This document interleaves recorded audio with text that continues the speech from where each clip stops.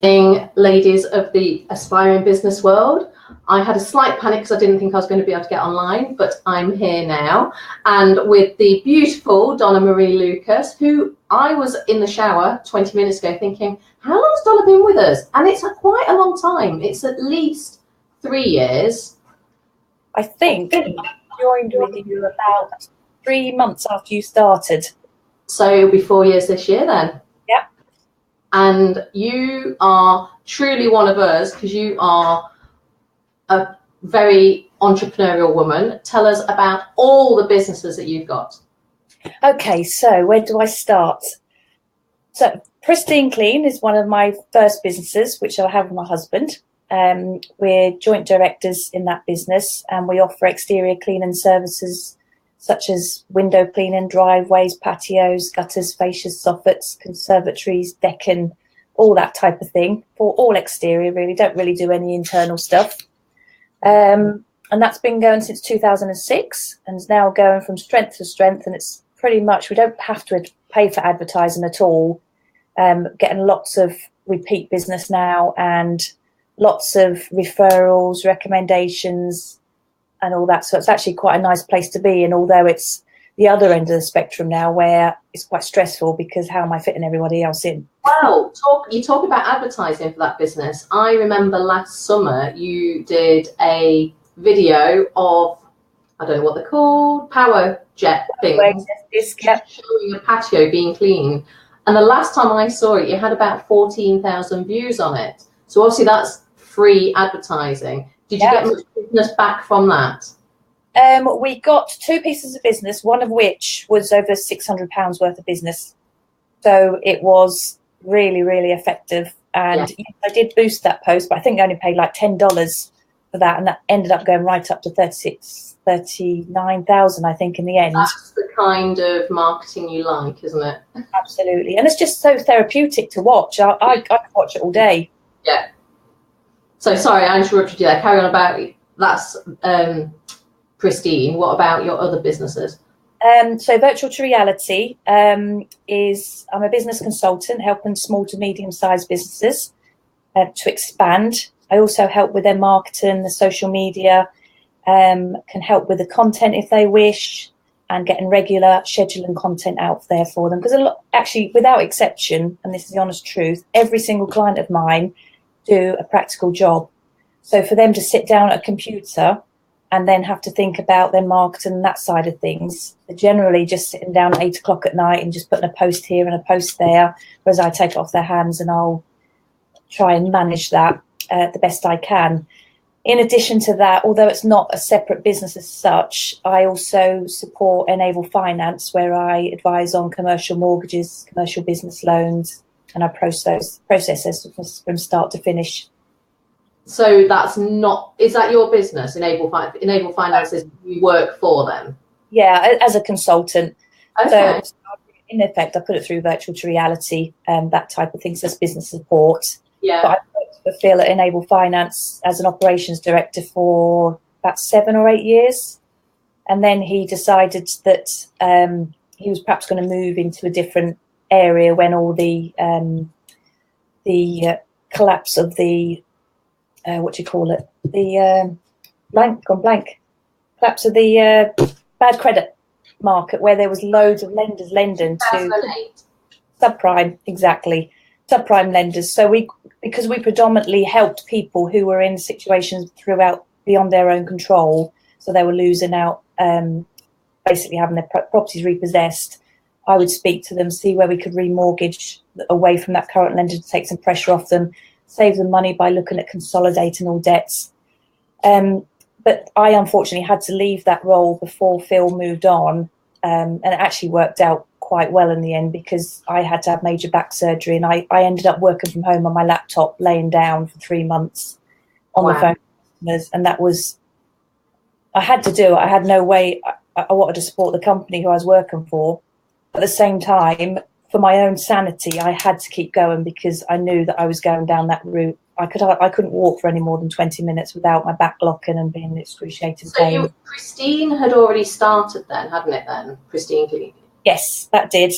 So when you laid flat on your back with the laptop for those 3 months, did that give you the impetus to go, actually, I don't want to go back to full-time employment. I'm going to work from my laptop and have the lifestyle I want? To be honest, I didn't actually know what I wanted at the time. My head was so fuzzy. I was on so much medication. I think you know that, Claire. You've been through that. I do.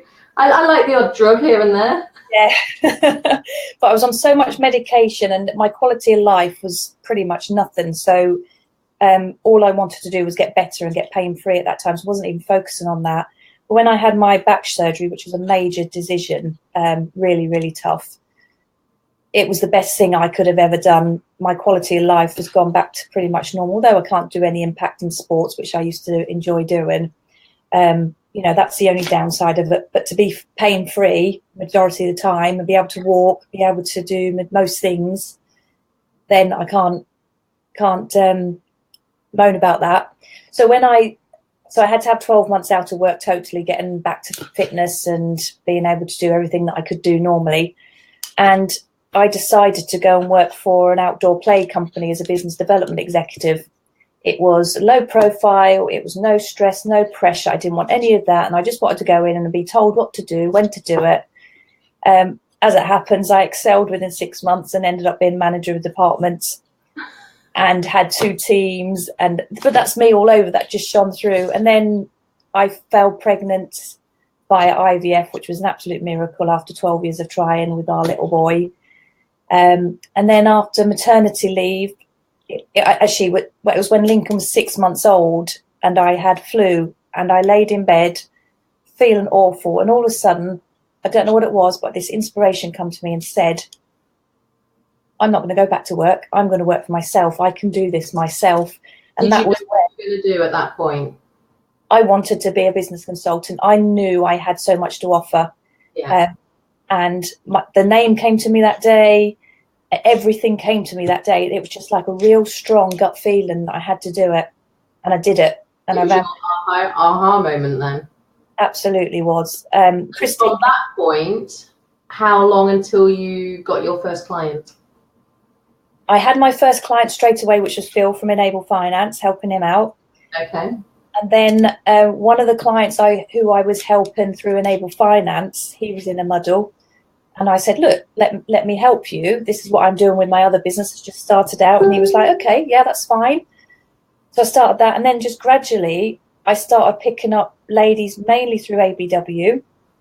Sounds bad, that, doesn't it? Picking up ladies. Just getting friendly with people. And it was so lovely to have that support. And actually, ABW fell in place at the right time for me because I didn't have much confidence. And people are actually shocked when they hear me say that, especially with what I've achieved. I don't have much confidence in myself. But when I started with ABW and started seeing what everyone else was doing, and again, I was thinking, wow, these women are brilliant. They're amazing what they're doing. And then I thought, no, I'm going to actually start putting myself outside my comfort zone. And that's the hardest thing to do. Yes, it is. It certainly is. And it was yourself as well. Yeah. Absolutely. And I said to myself, and I made a pact that every single week I will stick my little toe 1 centimetre outside my comfort zone and just do something that makes me cringe a little bit, not too much so it's too daunting, but so that I can do that. And I actually saw Alan Sugar at the Nottingham University, did a speech, and I managed, there was loads of people with their hands up, and I managed to get his attention, and I asked a question to him, and I just said to him, what would you recommend? This was when we was talking about pristine clean. What would you recommend we do to expand our business? We want to go into the commercial sector. And he just said to me, and that stuck in my head, all I'll ever say to you, Donna, is do not expand too quickly. Wait until you're absolutely bursting at the seams to make that next step. And I always remember him saying that. And so I've pushed myself to the point with Pristine Clean, especially to the point where we're bursting and we've had to get another van, and we've gradually built up like that. And we're now at that point again, we're bursting, so we potentially need a third van. And virtual reality, I've now got somebody working for me part-time, and I work all the hours that God send on it. Yes, I know you do, because I know a lot of the work that you do and who you work for, and how demanding some people can be. Yes. Actually, no names in case she's watching. But how do you manage your time? How do you manage to split your time between your businesses and the work that you're doing for other businesses? So with Pristine Clean, that's quite regimented because I have to book in work for each day, the following day. Customers will say they want quotes, so I book in David's diary for him to go out and do the quotations, or I'll quote online if I can see their properties online, or I will then, with the girl who works for me now, Ellen, who's absolutely amazing, she does the quotes for me now, so I'll just send her an email and say, can you send a quote to this customer? It's XYZ, this is how much it's going to cost, and then she'll fire it out, she'll chase it up, and she'll make sure that everything's followed through on it, so I don't have to worry about that part now. So you've got a VA working for you on that business then? Yes, yeah, but she also helps me out with virtual reality. Okay. So I do a lot of little bits and bobs tasks for people. She doesn't help out on the social media side. She's not experienced to do that as yet, but I'm training her up on that side, and I think she potentially can do that. But that side of it comes from a lot of experience. I've had a lot of sales training through my whole career. And I think you need that sales mind to put that social media out there. Not all salesy, but it needs to have a meaning as to where you're going. At the end of the day, the clients don't just want to put social media out for the fun of it. They're in a business, they want to earn money. That's what their driver is. Majority of the time. I think that's a stumbling block for many women in business, is that they don't mind being on social media, but there is, behind their post, there isn't the strategy there, or even just a link to send people to a website, or just something, because we can all look at pretty pictures all day long, but there needs to be something behind it. Now, you've got, how old's your son? How old's Lincoln? 3.5. Yeah, he's still quite young. Yes. So you're managing him as well. So, I mean, does he go to nursery? Is he at home all the time? He goes to nursery 3 days a week, on a Tuesday, Thursday, Friday. On a Wednesday, David's mum and dad have him. It pretty much works out part-time on Wednesday by the time they get here. And then on a Monday, we try and get David to have him so that he can have some daddy and Lincoln time, because he's so clingy to me, and I think he will be for a long time. He's just mummy, mummy, mummy all the time, which I absolutely adore, because he's just such a little miracle. But he's such a good little boy. I can't, when I tell people about what he's like, people can't believe that they're like, seriously? Because I keep thinking, when's this terrible two's going to happen? And he's now 3.5. He's the most content, placid, polite, kind, caring little boy. Do you ever find yourself having those moments of you working whilst he's around you and feeling guilty, or are you quite strict and you switch off? No, I feel guilty all the time. I can't be strict with myself and my work. I wouldn't be successful. No. I think I'm strict at the weekends, however, so I don't do any work at the weekends if I can help it. If there's a client who really needs some work done and I can see it's going to make a big impact to their business and they need it done, I will do that for them. But do you have your phone on you, and are you always checking Facebook? You look to me as if saying, yeah, of course. I think most women in business would say exactly the same, or most people in business. Absolutely.